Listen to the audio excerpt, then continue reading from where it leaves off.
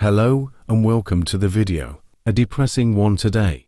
A convicted leader of the Rochdale grooming gang has become the focus of a fresh political and legal controversy, for it emerged that, despite losing his British citizenship, he cannot currently be deported under existing law. For many people, the case raises uncomfortable questions about whether Britain's immigration and human rights framework reflects the public's expectations of justice.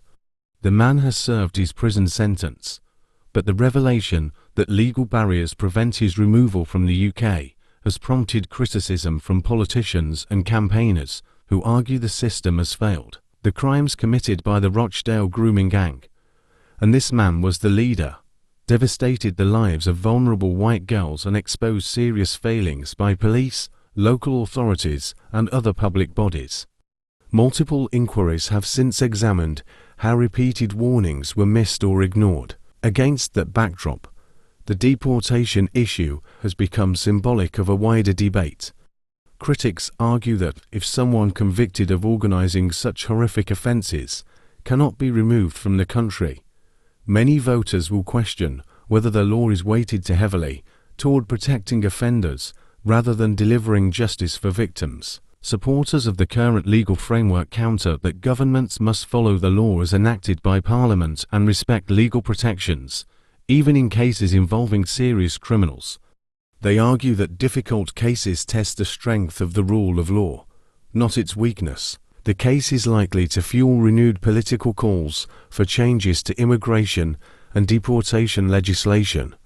Those advocating reform say Parliament should review laws that produce outcomes many members of the public regard as unacceptable, while others warn that changing long-standing legal protections requires careful consideration to avoid unintended consequences. For the victims and their families, however, the legal arguments are secondary. Their concern remains that those responsible for life-changing crimes should face consequences that reflect the gravity of what they did, and that the failures exposed by the Rochdale scandal are never repeated. Rupert Lodes said that deportation wouldn't be right for this man, and those others who have also perpetrated these horrific and evil crimes. He said they would, if the British public agreed, face the death penalty. What are your thoughts? Please leave your comments below and share this article and subscribe to the channel. It really helps. Stay safe out there and never give up.